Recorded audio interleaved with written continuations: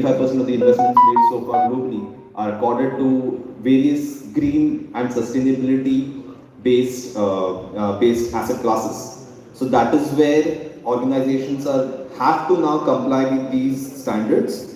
Also, the emissions that a data center emits is actually adding up to the emissions of your customers. So your scope 1 and scope 3 and scope 2 emissions are the scope 3 emissions of your customers. Hence, the more and more you look at global organizations, the more the demand is going to be to ensure that you comply with all the international and Indian regulatory standards when it comes to your scope emissions as well.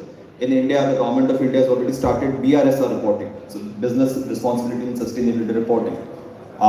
Very soon, this data is going to be treated at par with financial data.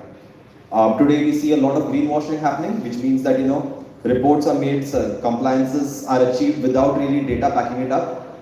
Maybe 1 year or 2 years down the line, you'll not be able to do that. Similar to how you cannot fudge or essentially wash your financial data. So this data and the compliances are going to be a business imperative, and it is important for organizations to start thinking of it as a business strategy rather than a good to have sort of a perspective.